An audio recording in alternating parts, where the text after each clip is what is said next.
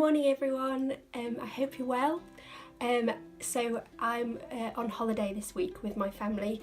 We're in Keswick in the Lake District and having some time away, which is really lovely.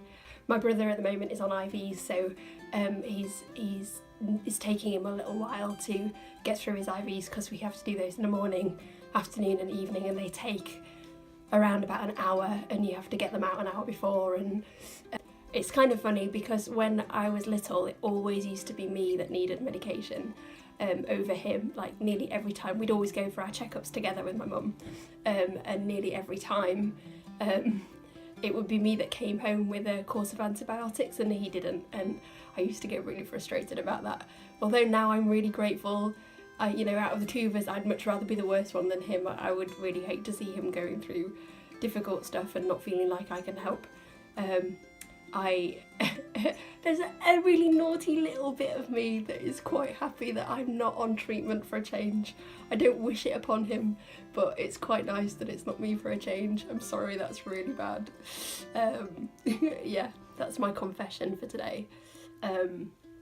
Yeah, so anyway, I wanted to show you a video which I actually took last week, which was my checkup. Roughly every 6 weeks, we go down to my hospital in Leeds. St James's is where the main hospital is, but they have outpatients at Seacroft. I see the dietitian, she'll check how I'm getting on. That's usually results in her saying to me, so you're going to start taking one Scandi shake a day? And I go, I will try. Awkward silence. Yeah. I know you think a strawberry milkshake every day would be delicious, but every day means you quickly get quite bored of it. So anyway, that's one of my ongoing battles.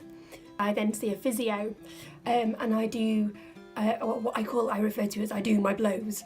And this is where I blow into a machine, and you do a fast. There's two different types of blow. There's a slow blow and a fast blow, and they measure different parts of your lung capacity.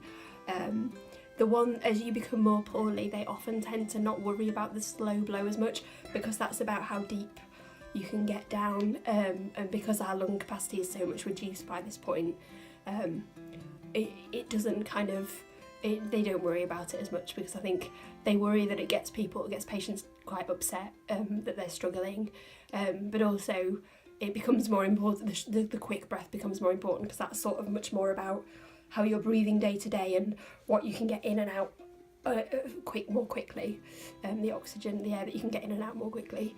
So I've got a video. I asked Ruth, my lovely physio, if I could video myself, and she looked at me very worried, and I said, you don't have to be in it. So you might overhear a voice, and that's Ruth. She's fabulous. The physios, in fact everyone at the hospital that I go to is amazing, but my physio team are just fantastic.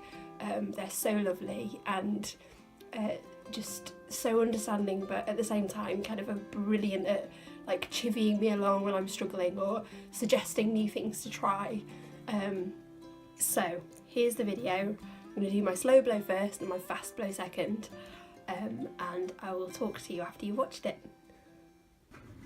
So we last did them on the 16th and they were 22. Okay, so it's ready for slow on when you are, Sarah.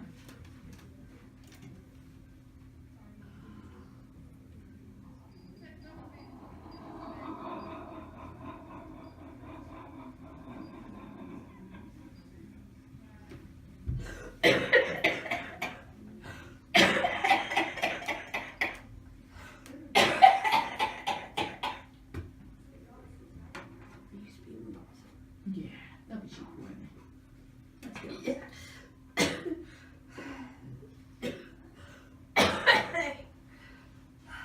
So actually, you've not done a slow one since November. Oh well. But it's better than it was in November, so. Oh well, there you go. So there you go. That's good. Fast one? Yeah, please.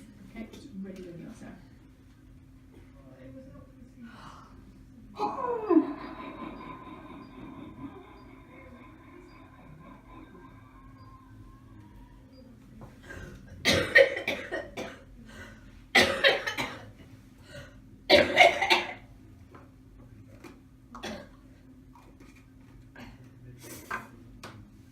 Just thinking about it.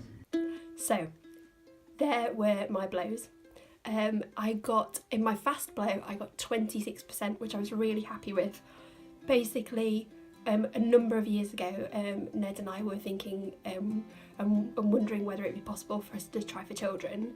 At that point they said you need to be at least 60% or over for them to be happy for us to be trying for a baby.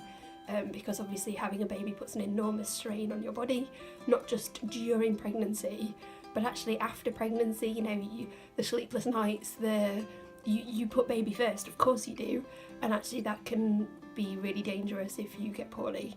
Also, babies just invite all kinds of germs, and as they grow up they have to go through the reception lurgy, the year 1 lurgy. You know, they have to build up their immune system, and that kind of invites it in. So it's just something that really has to be thought through.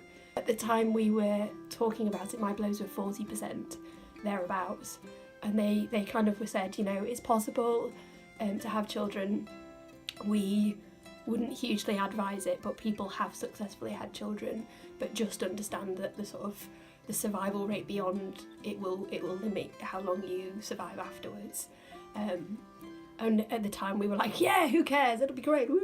And then over time I got more and more poorly, and actually, you know, at 30% they were saying the same. They were like, we really wouldn't advise it, but you know, it's your choice, all that kind of stuff. Anyway, we didn't have children, and my blows are now 26 thereabouts on average. I've not been above 30 for a couple of years, so 26 is pretty good for me now. In 2013, I got a really, really nasty viral infection, and it hospitalised me for a long time, and it was the first time that had ever happened, and it was a real turning point for my health. They dropped down to 18%, and that was quite scary. It was a really nasty viral infection, and that was the game changer really, for me. So ever since then, so it's now 2016, so the last few years it's been much more up and down. I hope that you found this helpful or interesting. Please like, subscribe, comment below if you've got any questions. I'd love to answer them. Share it with friends if you think anyone else would be interested. See you again soon. Bye.